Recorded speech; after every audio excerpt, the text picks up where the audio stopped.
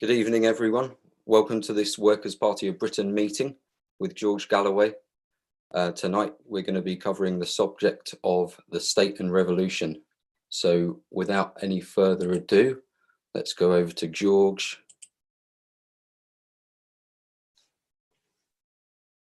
Comrades and friends, comrades of the Hello, Workers' George. We Party can't of hear Britain, yet. watching on Zoom, and those friends that we hope will become comrades in the Workers' Party of Britain who are watching on other platforms. Permit me a slight digression in the beginning, if you will. In any case, the remarks I'd like to make are not antithetical in any way to the main burden of tonight's Sorry, topic. George, we're having some...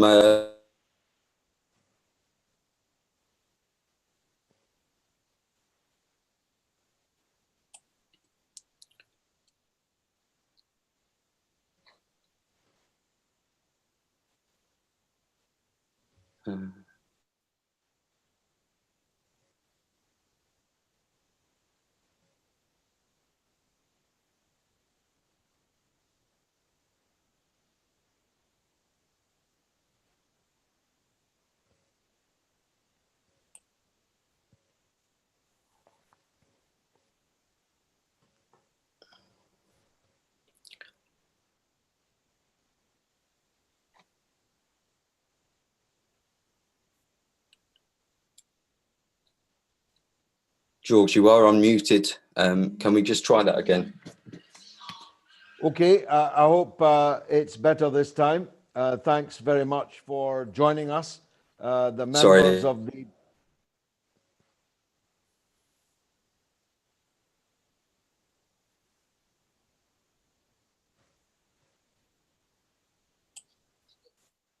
Oh, God. Okay. Right. 1, 2, 1, 2, 1, 2, 1, 2. You hearing me, Rob? Please continue. Thank you. Sorry about the technical difficulties. We've been remarkably lucky in the Zoom meetings we've held up to now. Something like 500,000 people have watched the meetings that we've had up till now, which is very good going for a small and new party.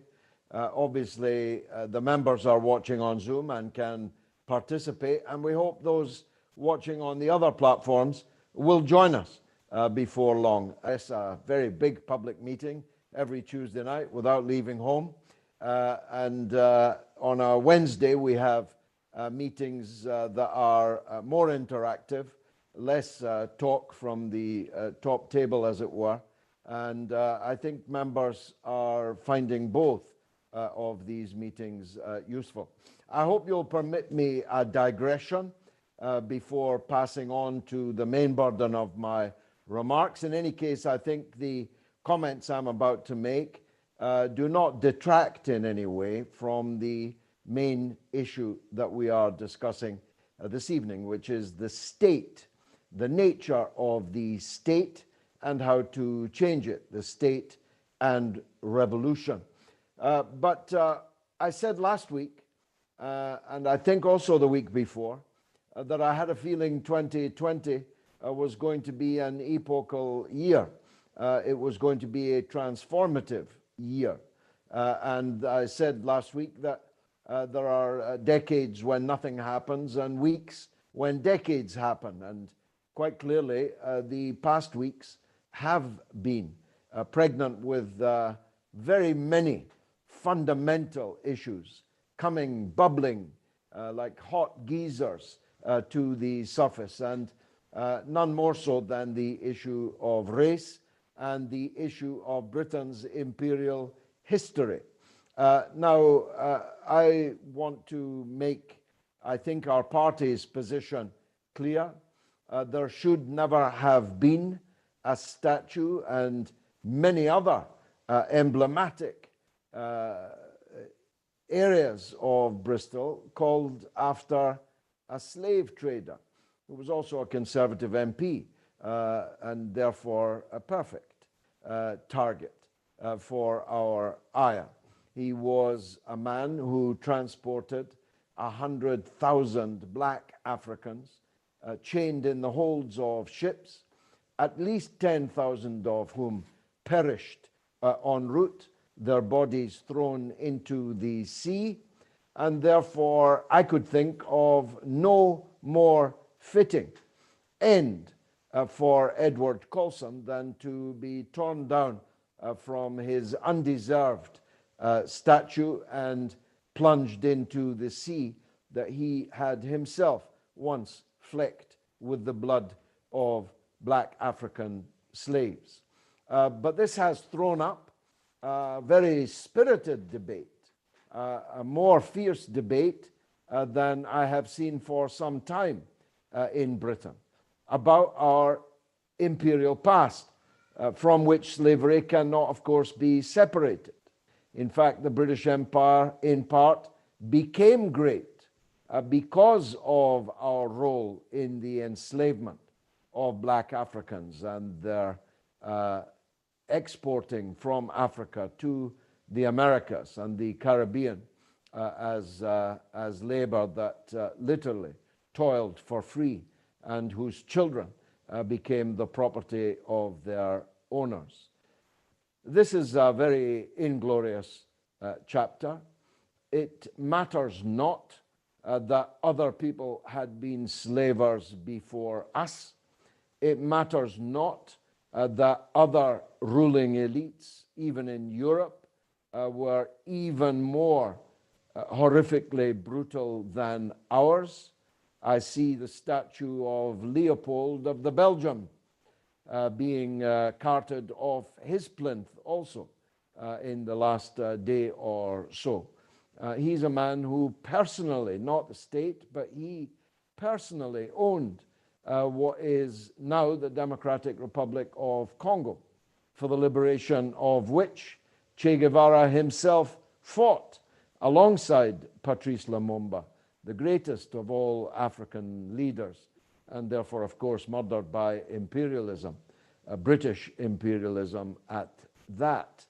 So the fact that the Belgians, or that the Arabs before them, or the African chiefs sold their people into slavery, none of these are our business.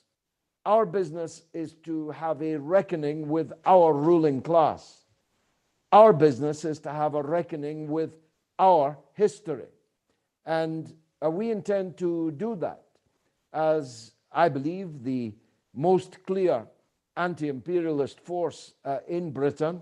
The Workers' Party will not shirk from this.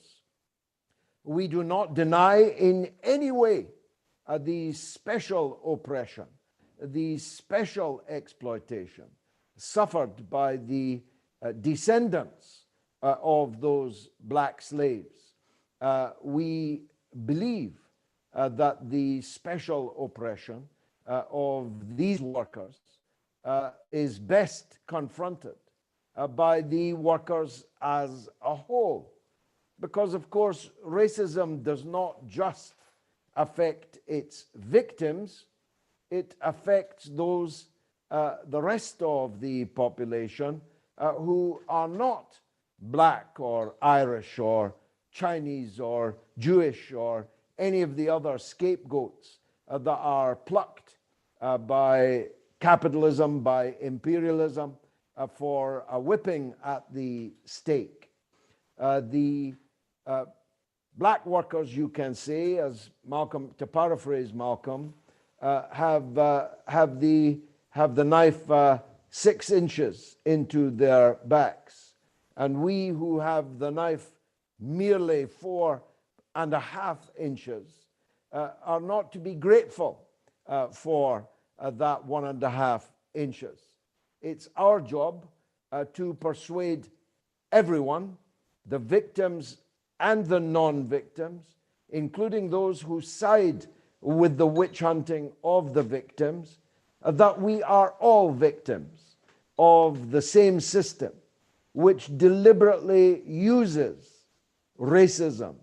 It's an indispensable part of its armory, deliberately uses racism to divide the working class so that the working class cannot unite and confront its real enemy.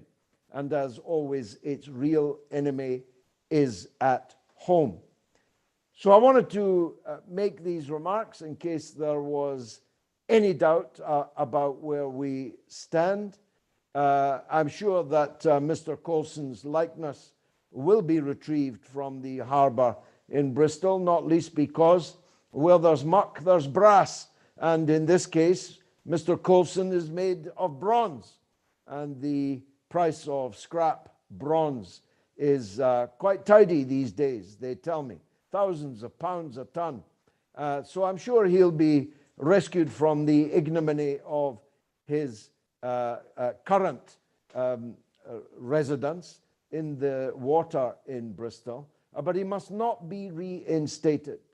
And any attempt to reinstate this particular slaver to his place of preeminence in Bristol should be resolutely opposed by everyone, and the Workers' Party will play its part in opposing that. And insofar as the events of the last couple of weekends have focused on other great British imperialists, we welcome the debate that has ensued. It's always seemed passing strange to me that someone like Cecil Rhodes can lord it over Oxford University, admittedly several feet above the ground where it's not easy to reach him. And there are many other street names, park names, names of institutions. Dundas Street in Glasgow, for example, called after a famous Glasgow slaver. Innumerable streets in Liverpool that are called after slave traders because, of course, they gave a little bit, and I'm sure it was only a little bit, of their ill-gotten gains to what they called philanthropy in those days. As I put it today, Edward Coulson was to philanthropy exactly what Jimmy Savile was to charity. And nobody in their right mind would object to a statue of Jimmy Savile being torn down once an understanding of his actual life had been reached by the mass of the people. And nobody should be shedding any tears over the philanthropist who is in the drink in Bristol. Now, turning to the subject of today, again, I shall concentrate on the British state, although much of what I have to say applies to any state, every state, except for one or two exceptions, like Cuba, to an extent like China, and other states that are no longer with us. This that I'm about to say is applicable, I'm sure, to other states. But we are the Workers' Party of Britain, and our special responsibility is to confront the imperialist state in Britain. So let me start by what we mean by state. We are not anarchists, far from it. We are not people who don't believe in a state, the state.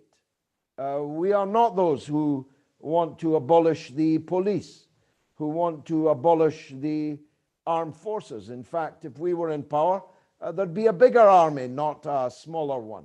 It would be a people's army, and its purpose would not be to attack other people, but to deter other people from attacking us. And its purpose would be to assist in the building of socialism in our country. So we are not amongst those nihilists, anarchists, ultra-leftists of various stripes who don't want to have a state. And you'll have noticed by now the extraordinary confluence, apparently paradoxically, between right-wing libertarians who don't want a state at all, who want the smallest possible state, and the ultra-left and anarchist elements who want exactly the same. We are not from that tradition, but we do stand for a very different role for the state than the role that it plays today. So what role does it play today? I remember commenting to someone who should have known better, who was lamenting the coronavirus lockdown as being a threat to our liberties. I remember asking that person, what liberties have we got? It's true that through a process of reform and much struggle, we have inched forward as a people in gaining some rights. But in part, those rights were able to be conceded by the capitalist state precisely because they did not existentially challenge it. In other words, those reforms, welcome no doubt, did not change the basic fundamentals of the distribution of wealth and power in our country. Moreover, most of those rights were given, won, or given, and or given, at a time when an actual ideological existential threat was thought to exist in the world, namely communism, and our rulers were ready to grant some rights, some liberties, as a tactical acknowledgement of the need to avoid the British people becoming attracted to an entirely different method of organization and ownership of wealth and power in our country. And as soon as that existential thought, that existential challenge that was thought to exist, ceased to exist, it's no accident that many of these rights, many of these liberties have withered on the vine or even been taken away from us altogether. It is also the case that it was vital for the state to have an opposition in a safe pair of hands. As long as the opposition to Edward Heath was Harold Wilson or James Callaghan, both of them, especially the latter, absolutely committed to the essentials of Britain's role in the world, then democratic space, limited though it was, could be afforded. The British state could afford Labour governments from time to time because they posed no challenge to the essentials of the current dispensation of the prevailing orthodoxy. And this explains the near hysteria in the 4 years and a bit of Jeremy Corbyn's leadership of the Labour Party. Suddenly the state was no longer confident that if Labour was elected under Corbyn, that they could be guaranteed to continue with the essentials.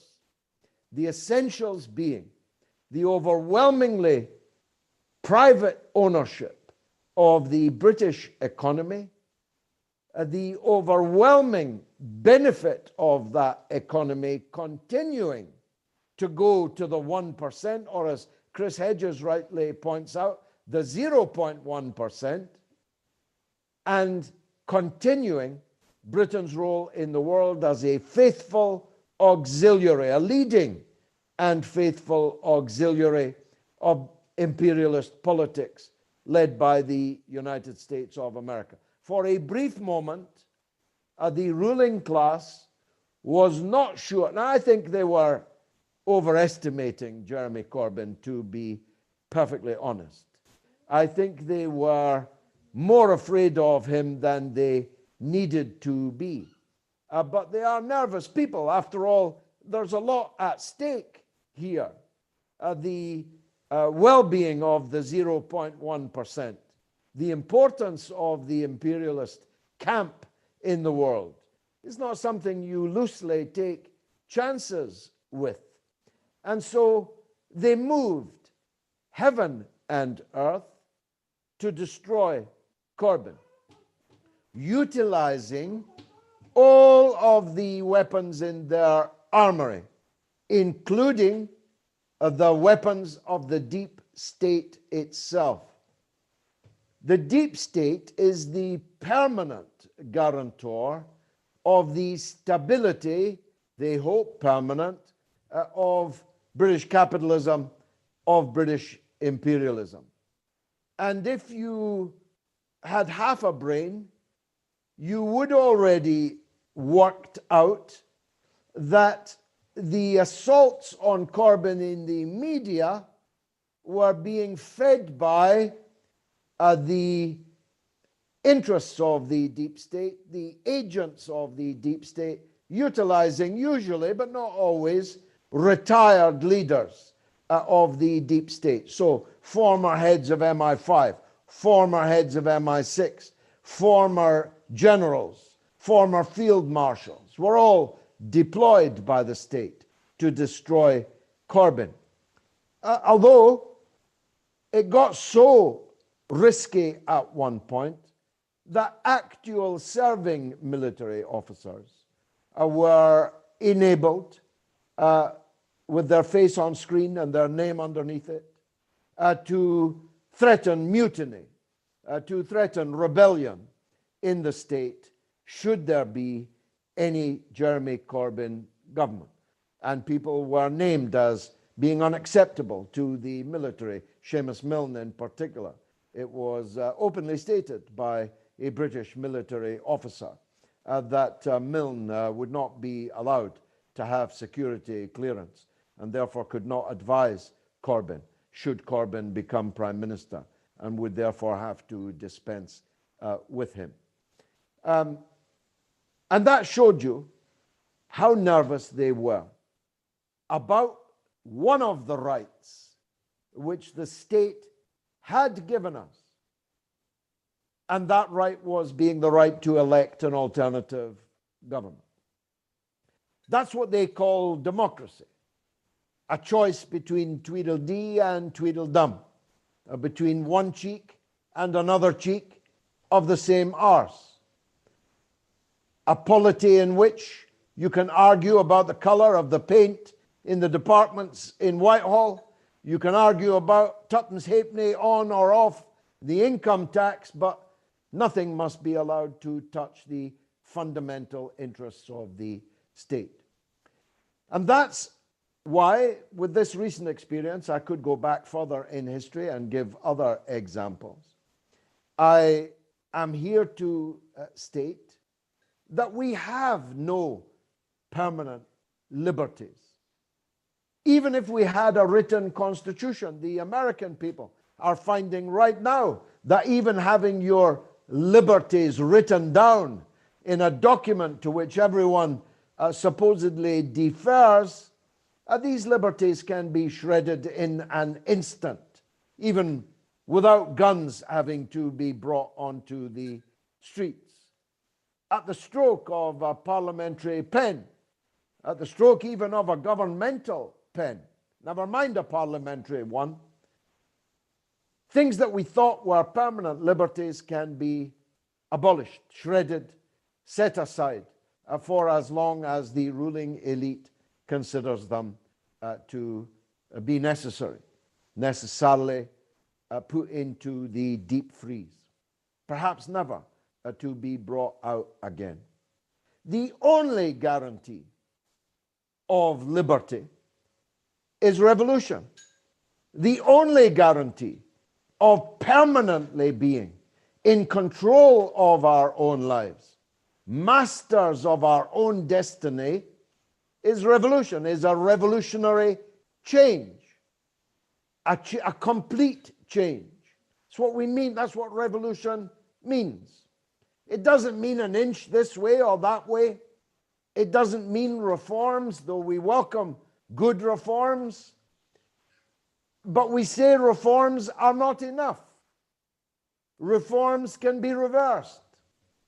Reforms from an unchanged state can be withdrawn by the state which conceded them in the first place.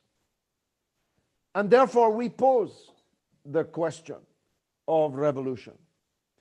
In this sense, we want to fundamentally change the character of Britain. We want to end the existence of the 0.1%. We want to take command of the great heights of the British economy in the interests of the people, in the interests of the public. We believe that the economy should be not something done to the people, but the economy should be owned by the people and should operate for the people. And that's a revolutionary demand, which no party with a prospect of power in Britain, even in the last 100 years of democracy in Britain, less than 100 years, I make that point in parenthesis, having just been helping my son with his homework, Britain was not a democracy until 1929 by any standards. The mass of women in Britain did not get the vote until 1929. All those soldiers that were fighting in the trenches for king and country didn't even have a vote to elect the government of the country that they were fighting for. But even in that brief period of less than 100 years of universal suffrage, no party that had a prospect of power posed that revolutionary question. Whom? Who owns the country? And for whom is the country owned? And we in the Workers' Party are seriously advancing these questions. We intend, if we were ever in a position to do so, and we will die fighting for it, even if we never reach it, to end Britain's role as an imperialist power, either in its own right or as an auxiliary of the bigger empire led by the United States. We fight for a Britain that has no designs on any other country's territory or resources. We believe in a Britain that is prepared to trade and befriend all and be an enemy to none, unless they should choose to be an enemy of us. And so here I turn to a point I made at our Birmingham rally. And I myself grew up in such a household, although my parents were Labourites. I grew up in a household in which it was imagined that the state was somehow a neutral arbiter between Labour and the Conservatives, between the ideas of socialism and the ideas of capitalism. But that has never been true. How could it be true? It's the fact, which speaks more about the other institutions than it does about the judiciary. It's a fact that the British judiciary is less corrupted than the other institutions of the state. But that doesn't mean it's not corrupt. Its fundamental role is to defend things as they are. I remember being shocked as a child at the 30-year sentences handed out to people who robbed a mail train, the Great Train Robbery, which was vastly in excess of the sentence that you would have been given for many other much more heinous crimes than robbing a mail train. And I realized as I got older that the reason why the judiciary and the police will defend the rich and defend the status quo is because they are an indispensable part of that status quo. What is the state at the end of the day but an armed body of men? In the end, that's what the state is, with a monopoly of violence in the territory of the state. And so, although mercifully we don't ourselves yet suffer these things, if it were necessary, and it has been necessary in the past, the tanks and the army would be on the streets oppressing us, as we have seen them do in many other countries. The judiciary has a certain upper class noblesse oblige from time to time, and we hope that higher up the judicial tree, Julian Assange will benefit from that. But essentially, the judiciary and the police and the army exist in the end, in the final analysis, to defend the interests of the ruling class in this country. And the only way that that will change is if we can build a mass movement of millions, tens of millions of people who demand a transfer of power from our elite to the working class itself. Now, we are a long, long way away from that, though don't forget my point about weeks and decades that I made earlier. But know it. Know that the different sinews of the state. Let's take another one, the BBC. I was brought up to trust the BBC, at least by comparison with its competitors. But I'd rather trust the Disney Channel nowadays than the BBC, because the BBC has been forced to cast aside its pretense of neutrality, its pretense of objectivity, in order to defend the core interests of the state. And that was, of course, demonstrated vividly in 1926 in the general strike, when the ruling class feared working class revolution It was demonstrated vividly in the miners' strike of 1984-85, and it was vividly demonstrated again during the brief interregnum of Jeremy Corbyn's leadership of the Labour Party. The police, the army, the judiciary, the BBC, the civil service, all of them are organs of state power. And state power is something much more permanent and different from democracy. What we call democracy, in any case, is, of course, hotly disputed by us. We don't believe that democracy is putting a cross on a piece of paper every 5 years and then going home to wait for the next 5 years to get the chance to do it again.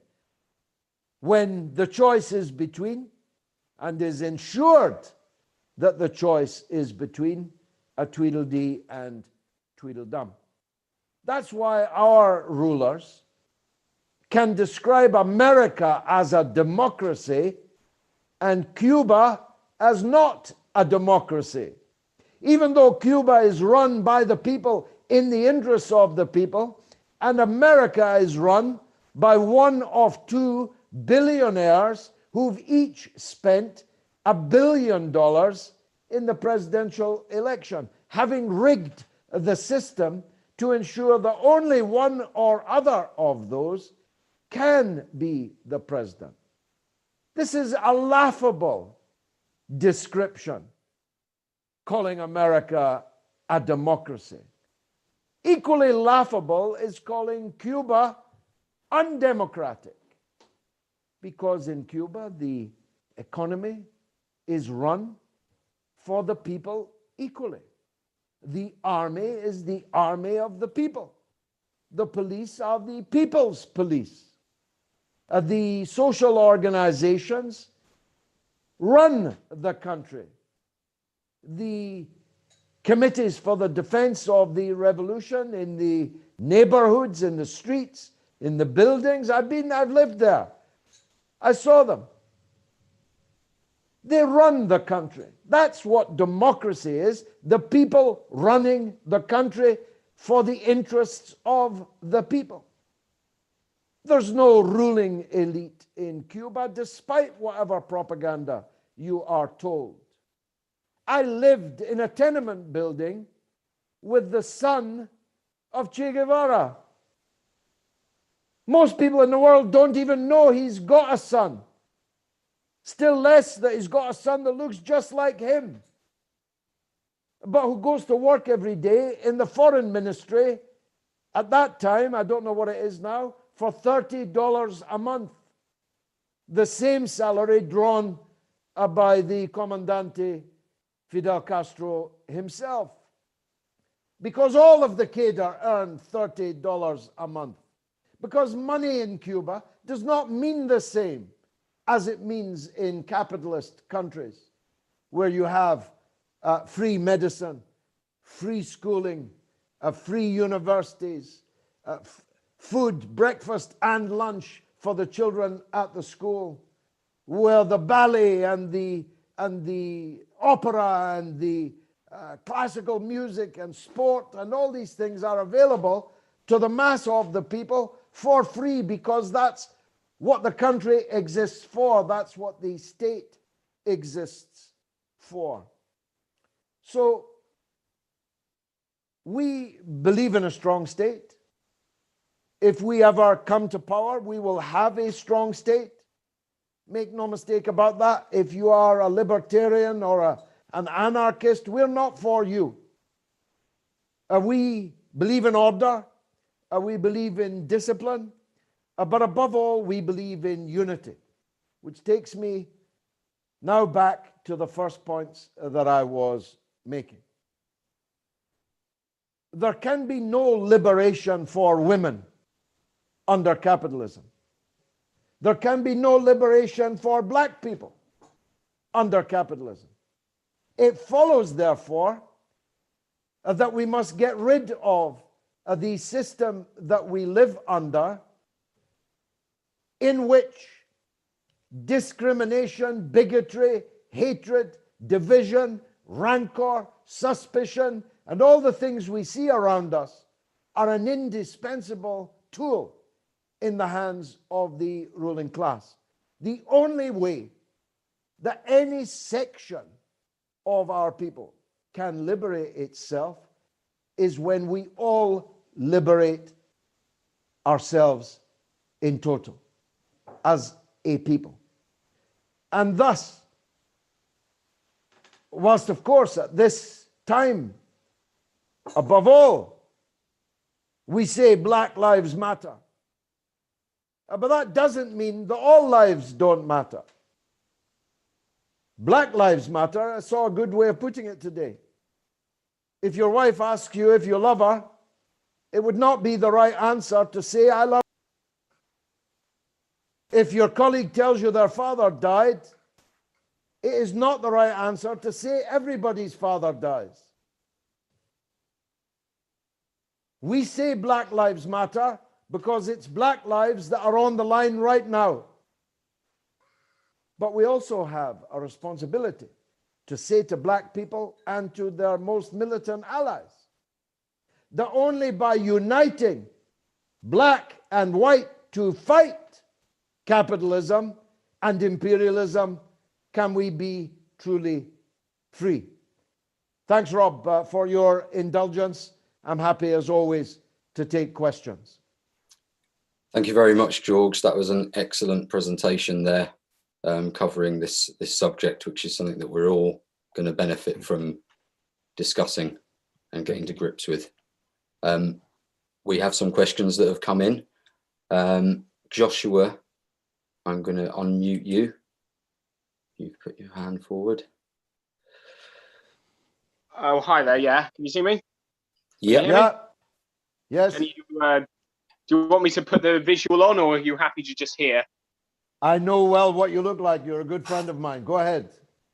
Okay. Yeah, I was just going to say, and without meaning to sound overly controversial, the irony is about so many historical figures that would be deemed white supremacists, like Adolf Hitler, for example. I mean, I think he's probably the best example we could have, or the worst example that humanity has to offer, the worst example. Most of his victims were, in fact, white Caucasian. The greatest irony in his racial policies was that most of his victims looked somewhat like him, although he had a very distinct appearance. Do you see the irony in how racists, bigots, they devalue everybody, really? It's just that there are certain people that they will happily use as a channel to devalue humanity as a whole. Do you see what I mean by that? Yes, and it's a very good and interesting point, Josh. Of course, Hitler fascism was not so much white supremacist as Aryan and Germanic supremacist. It despised the white people of the hinterland of Germany. It despised Slavs, for example. It despised Poles. It despised Russians. It thought all of them subhuman. And although it had an alliance with Mussolini, I doubt if they fancied the Italians much either. They seemed to have some sense of fellow feeling with the British Empire, although they, and at one stage they were ready to parley with it as long as they could be crowned the kings of occupied Europe. But other than the British, the German Nazis hated everybody, and they hated no group of white people more than they hated Jewish people, every last one of whom they were determined to annihilate, extirpate from the face of the earth, which goes to show that racism is a never-ending process. You can start off as a white supremacist, but before long, you don't quite rate the white guy in the other country because he's not quite as white as you, which shows the madness, of course, of racism. But mad or not, it's a useful tool. Hitler came to power by victimizing not just the Jews, but primarily the Jews, as the whipping boys, the scapegoats of Germany's ills. Hitler came to power by demonizing all kinds of sections of the German population, which he had identified as weak, as subhuman, like disabled people, for example, like gay people, like gypsies, Romanis, Jews, and so on. But of course, what German fascism was intent on doing was on protecting and enhancing and fabulously enriching German capitalism. They were German capitalism's last resort. And fascism remains the last resort of capitalism. And that's why we need a mass movement of people in order to be sure that real democracy, government of the people, by the people, for the people, can ever be realized. Thank you, George. That's a great and very thorough response to that contribution there. Christina, I'll come to you next.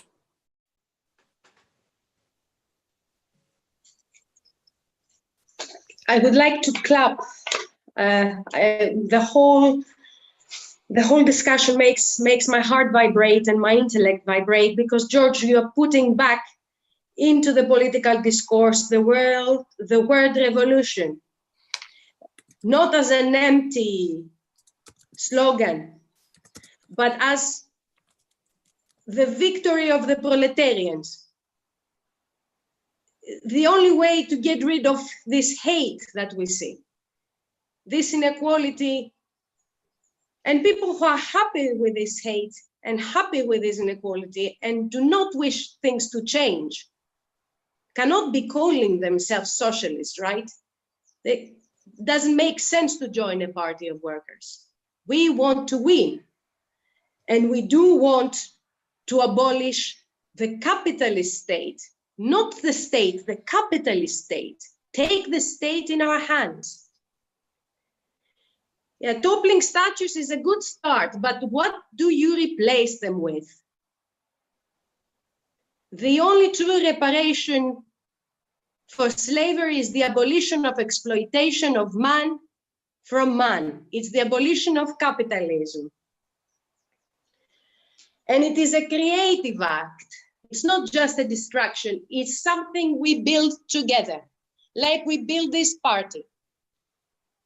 I guess this is the testing ground for us.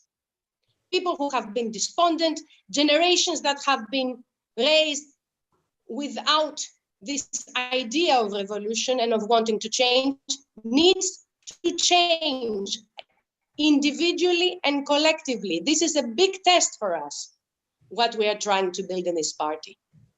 If we believe in our power to build a party, if we have the unity to agree to a program, if we can start building blocks that are the demands that we have for this new state, this is the creation. This is the state of workers that we will create again, like the Cubans built a worker state, as you say, as the people of the Soviet Union once did. In a worker state, there will be prisons. And you know who we will put in these prisons? The war criminals, the criminal bosses, the bourgeoisie that starves kids, that have people homeless in the streets. Is there a worse crime than denying people health care in this pandemic that denying them access to hospitals? Is there a worse crime? Do we need to wait for more crimes and more deaths to demand housing and decent education for their children? This is what the worker state means. It means, like we agree in the program, we agree in a constitution that makes homelessness criminal. It makes it a crime, that will be making unemployment a crime, and that will be making homelessness a crime. And I think all workers will stand by this constitution. So this is our struggle, and every demand that we make is a building block towards what we will have, what we will share. And maybe in this way, we will get to the point that you described in Cuba. We will get to the point where we will achieve what Lenin said, which is to have the salaries of the state officials being the equivalent of that of a competent worker. Because in this new state that we want to build, it is the workers that count, and it's the workers' lives, black or white, the proletarians' lives that we will be protected. And that's what we all stand for. And this is the real revolution and the goal. Thank you, Thank you. Christina. Very beautifully expressed as always. You greatly move me with your contributions. I want to pick up on just one of the things that you said. They talk about crime and criminals. And it goes without saying, I hope, that we will be tough on crime. We believe in order. We believe in discipline. We will not tolerate antisocial or criminal behavior. But there's small criminals and there's big criminals. It's a joke, actually, but in that joke is a great truth. That if you rob a bank, you'll go to prison forever. If you open a bank and rob everybody else, you'll end up in the House of Lords. Or look at the crime we're witnessing now. In the United States, 116,000 people have perished before their time due to the coronavirus. And in our country, which has a fraction of the population of the United States, we have lost 65,000 people dead. All of them, someone's son, father, brother, mother, wife, husband. There, in just two countries, 200,000 people killed in a few months, 3 months, almost all of them, from March until now, by government, state, incompetence, and malevolence. That's a pretty big crime, isn't it? You want to talk about crime? I mean, that's mass murder by anybody's definition. If I told you that some regime somewhere had killed 200,000 of its citizens, you'd say, get them to The Hague, get them on trial, throw them in prison forever. And yet that is what's happened in front of our eyes in just 3 months in two of the world's leading imperialist countries. So there's criminals and criminals. There's robbery and robbery. There's murder and there's mass murder. And our ruling class is responsible for the biggest robberies, for the greatest mass murder, and for the absolute neglect represented in the word you picked out from our program, homelessness, for example. What kind of a society has thousands of people sleeping on the streets, in the bitter cold and wet, in doorways? When the coronavirus hit, we put them all into the empty hotels. And now that we are reopening the economy, we are throwing the homeless back out onto the street. What kind of democracy is that? What kind of society is that? Peter Mandelson, rather unwisely, today talked about the law of the jungle. That's the law of the jungle. You throw homeless people to their almost certain untimely deaths onto the street in the sixth richest economy in the world, a nuclear-armed imperialist power. So our indictment of British capitalism, it doesn't flow from, jealousy or envy. Not at all. By the grace of God and quite a bit of hard work, I have a good life. It's our indignation that drives us. Our indignation at a system responsible for the greatest crimes in human history, and the injustice and inequality that the system has visited upon the masses, generation after generation after generation. And that's what drives our determination to end it or to die trying. Thank you, George. That's excellent way of looking at the perverse nature of the conditions that we're expected to accept as normal, in this system. Matthew, I'm going to come to you next. You've got a contribution to make. Hi. Hiya, George. I think my question's going to be a bit of an anti-climax after Christina's brilliant speech. How do we ensure going forward that we respect our differences within the party, but don't let those differences fragment the party in the long term to the benefit of the state and the capitalist state? I mean, you only have to look at Labour now.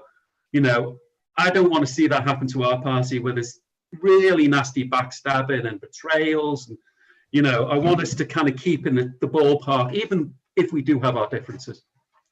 Well, that's a good and timely point, Matthew. We partly tried to take care of that by erecting a constitution which would put off from joining us the kind of people we did not want and who would be the most divisive and would lead the party to having to spend more time on internal conflict than on challenging the government, the system, the state, and the role of imperialism in the world. And I don't have to go through the lines in the Constitution which are carefully there to do that. They are obvious. We have sought and will seek always to repel all borders whose ideology, whose intention, whose style of work is not what we think a workers' party needs to be. So, for example, if you are infatuated with identity politics, I've said from the beginning, we're not for you. You really shouldn't join us. If you're an anarchist, if you are someone who has drank the Kool-Aid of ultra-leftism, then we're not for you, and you shouldn't join us. And so necessarily, that makes us less big in the short term than we would be, although we are the fastest growing political party in Britain. Of that, I have absolutely no doubt at all. It cannot be otherwise. But it makes us less big in the short term than we could otherwise be if we had not those strictures, but will make us much bigger and much stronger in the medium and long term, because we have a united group of people behind a very clear set of policies and a determination which we, I hope, all share, to fight for those policies and win wider acceptance for them amongst the workers in Britain. Having said all of which, of course, there are issues, and we're going to be discussing some of them at the council meeting later this month. There are some issues like UBI, for example, issues, I'm trying to think of others, maybe issues on the lockdown, maybe issues concerning the Black Lives Matter affair. There may be, these issues are perfectly legitimate grounds for disagreement and argument. And the council is a big one. It contains a lot of diverse political opinion within it. And in years to come, that will obviously even be more true, because this is the council elected right at the very beginning. The next council will be much further down the track.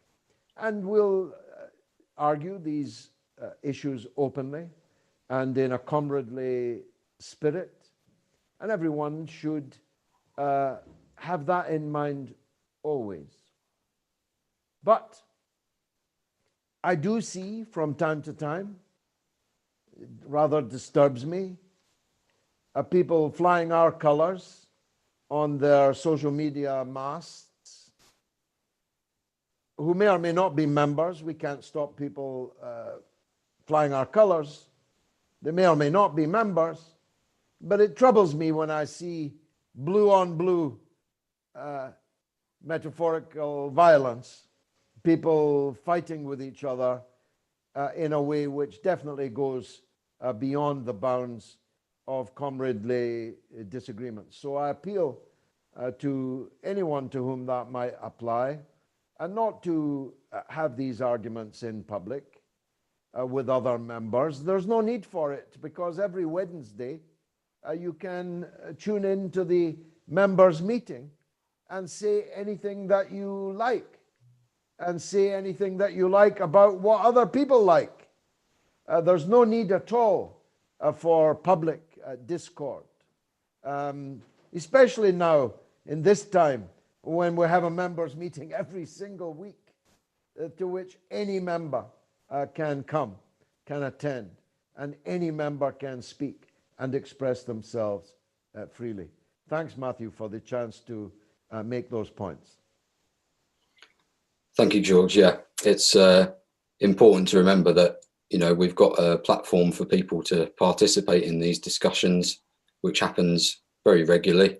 And also, you know, we should take into account that if everyone thought exactly the same thing about everything joining up this party, it would be a fairly kind of narrow way of working things out. So it's totally acceptable for people to have slightly different views. Rob, we're a work in progress. We've only been in existence for 6 months, 3 of which we've been under lockdown. So it is remarkable the progress that we've made and the unity we do display, and the unity of purpose and around our program that we do display. Good point. Excellent. Let's go to Eleonora.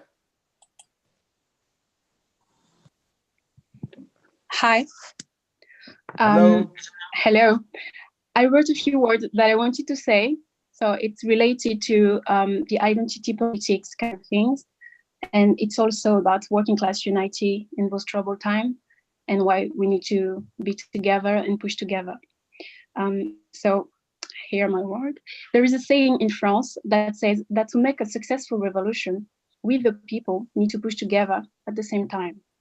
The most important identity that we have is our working class identity.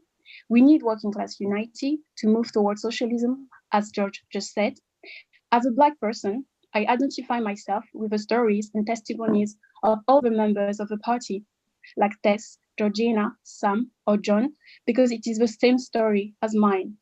It is always a story of permanent struggle and disillusion. It is the story of the toilers of this earth that are trying very hard to find a way to breathe in a system that denies them everything. I identify myself with them because their stories are also tales of hope, of fight, and faith in a better tomorrow. We in this party are looking together toward the same future, and it's a bright one that awaits us, I believe. This is why I invite all the workers watching this and who are not yet in the party to join us and fight with us, because I know that they want the same things as us. Don't let our differences put us apart. We have more in common than what they say. We as workers want dignified and meaningful life, a clear future for our kids, a peaceful world where we all live in harmony. And this is only possible if we stand together and fight for socialism. Thank you very much. Wow. Well, I was impressed last week, Rob, by our members. I'm impressed again this evening. That's simply beautiful poetry that we have just heard from Eleanor. And I wouldn't seek to improve upon it. I couldn't improve upon it. And I hope her words are heard widely. One of the good things that our comrades in the propaganda department, if I can put it that way, are doing is clipping these kind of contributions and sending them out in the ether, where I'm sure they will have a very positive effect on the public who can hear them, because 500,000 people have watched the long version. But as I know from the mother of all talk shows, the task is to get 500,000 people to watch the long show and another million to watch short clips of the long show, because that way we multiply our penetration into the public's consciousness, which we are doing fantastically well. So I'm sure that Eleanor's contribution will be clipped, and I'm sure it will find a very ready audience. And it's never been more vitally important that contribution is heard, because there are a lot of people, black and white, who imagine somehow that our differences are more important than that which we have in common. As I've said here many, many times, we all have lots of identities, whether it's Celtic, the Catholic Church, our sexual orientation, the color of our skin, our ethnic origin, and so on. We've all got. I don't know if there's any Rangers supporters in the party yet, but if there are, I welcome them, truly, because our overarching identity is the big enchilada. Not just because it obviously is true that the thing that affects your life most is whether you're poor or rich, whether you have a secure job or not, whether your children are hungry or well fed. This is about class. But it's not just that obvious moral point. It's that only the working class as a whole can change it. Because only the working class as a whole constitutes the majority. If you collected all the gay people, all the black people, all the Catholic people, all whatever other identities we have, they are not in themselves capable of overthrowing capitalism, ending imperialism. But if you put us all together as a working class movement, we are unstoppable. If the workers come together, they are literally unstoppable. And that's why we strive for unity. Thanks, Eleanor. Thanks, George. That's really hits the nail on the head, that last way of explaining it that you've put it there. And Eleanor, you're getting a lot of applause in the chat here for your contribution.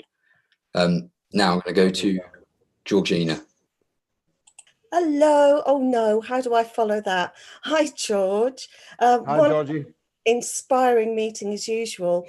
And I'm going to sound like a sour grape, but I feel that I've been misled and manipulated by the Labour Party. And I feel a bit stupid about that, a bit gormless. But I'm really glad I've joined, left there and joined our party, because I feel that I'm getting an education as well as fellowship. And I've got that camaraderie that I didn't always get, as we've alluded to, Matthew was talking about earlier, in the Labour Party. For goodness sake, I was even suspended for allegedly being anti-Semitic when I think I'd been on a Palestinian solidarity campaign march. Anyway, whatever. So that was that. But I did also think that even if our horrible lot in the Labour Party, I say our, hadn't thrown 2 elections and Corbyn had become Prime Minister, if we'd remained members of the EU, we wouldn't have been able to carry out his transformative policies anyhow. What do you think about that, George? Well, I absolutely agree. And it will forever be a source of bemusement to me that not only Corbyn, who is not actually a very ideological person, he has good socialist instincts and a cast of mind and a long record of fighting for good things. But he's not actually, I don't want to insult him, but he's not a particularly well-read or a particularly ideological person, not a theoretical person in any way. But others, like John MacDonald, who was quite the opposite, was as nasty as Corbyn was nice, and was as ideologically fixed as Corbyn was not,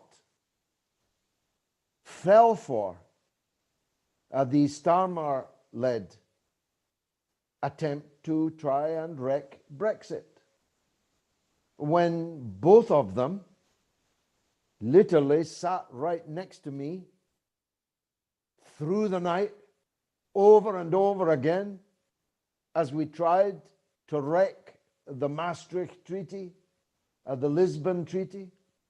Their opposition to the European Union was absolutely militant and vibrant and clear, right up until the point that they had an open goal in front of them when the British people voted to leave the damn thing. All they were required to say was, well, whatever your point of view on the EU, the people have spoken, we must implement the referendum decision. It didn't even require them to side with the Brexit campaign. All they had to do was harness the democratic, obvious democratic compulsion, order from the British people that we must now leave. And they fell for instead this attempt to wreck Brexit. And I feel particularly bad about it because I can't go into the private details, never mind my private communications, but my public communications for, it seems to me now like years, it was 3 years, I warned them over and over again of the obvious outcome of this. I forget the numbers now, but I used to read them out by rote. Of the seats you need to win, almost all of them voted Brexit.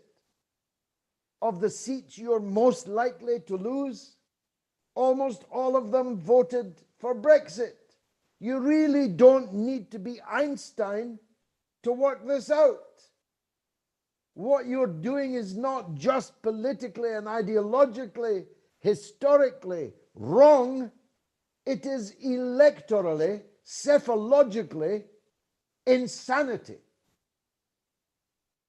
And I screamed this through every microphone I could find and communicated it endlessly every single day of my life, 7 days a week.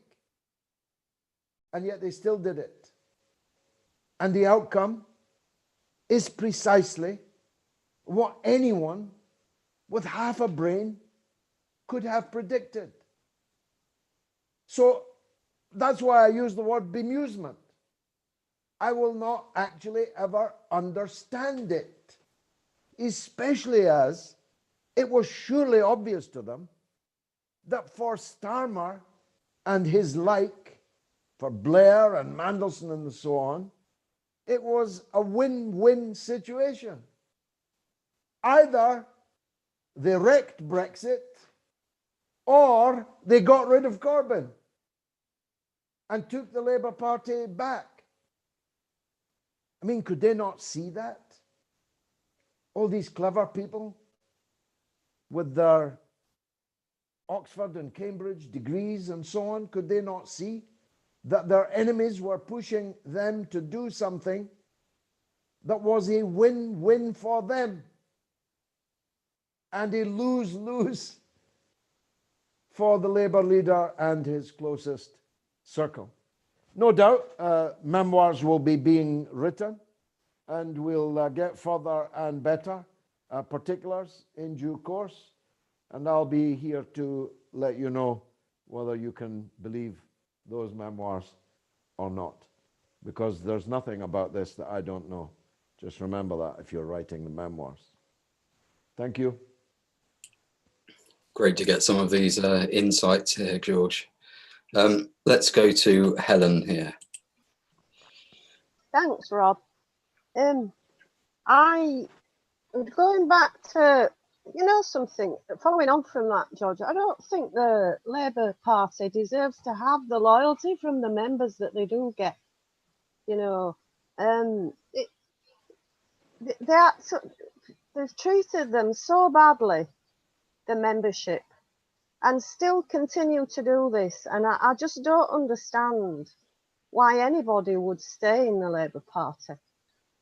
Going back to what to Jeremy Corbyn, he was always at his best, I think, and he got the best reception when he talked about jobs, and he talked about the National Health Service and housing and the homeless and things that really affect ordinary people and things like that.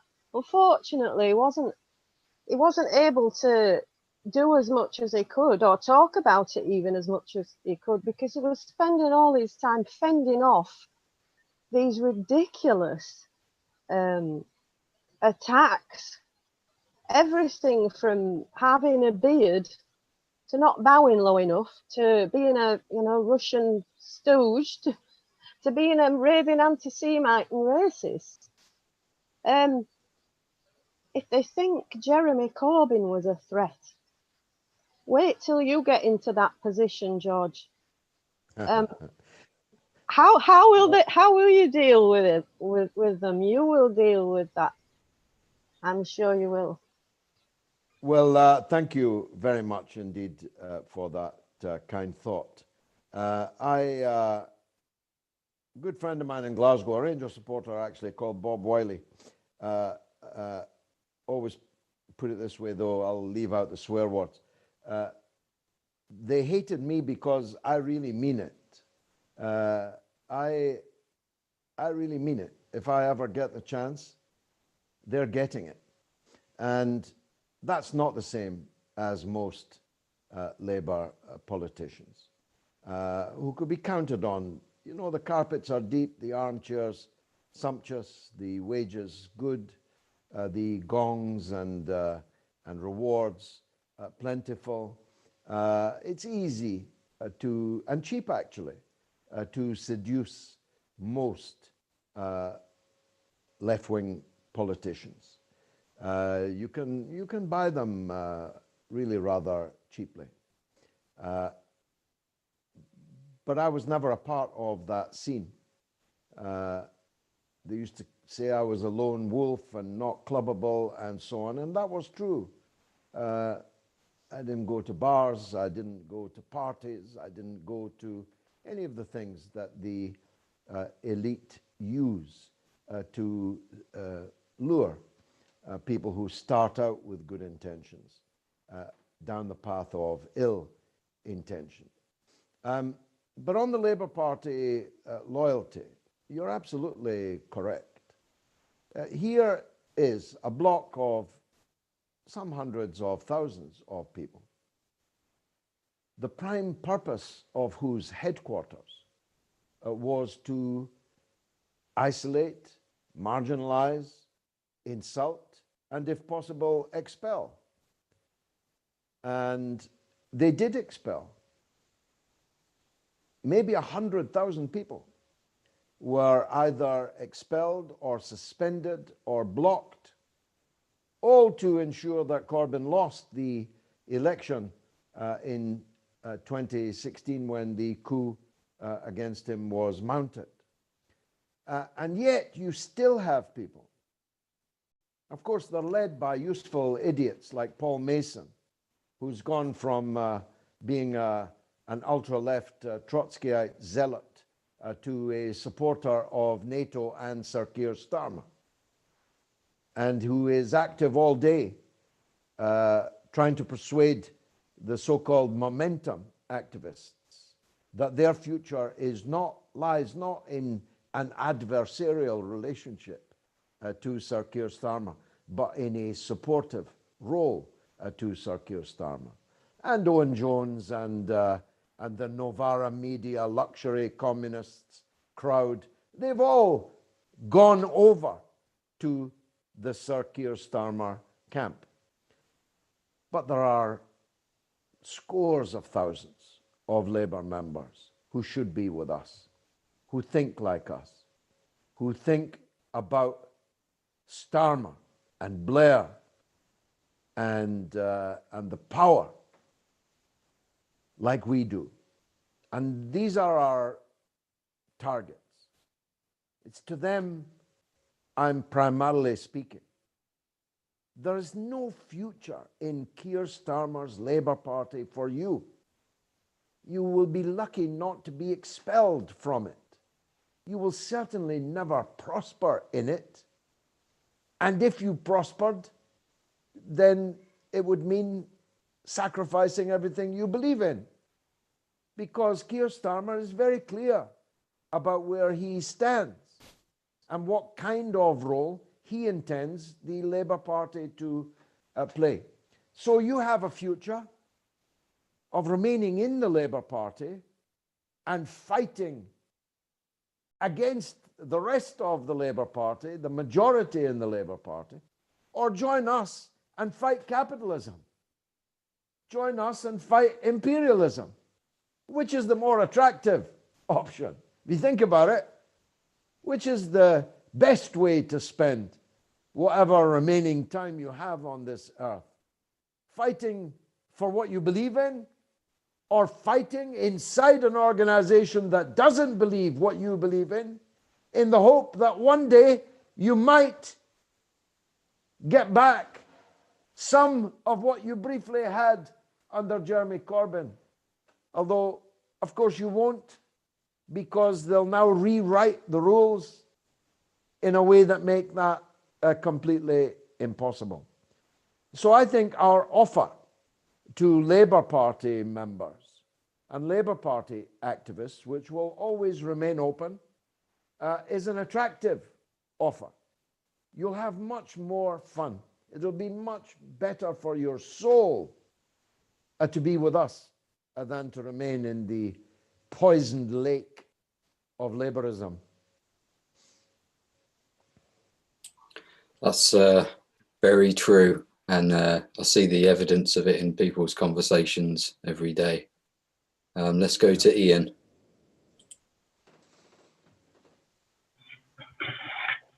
Evening, George. Hello, Ian. All right. Yeah, what I want to say, I think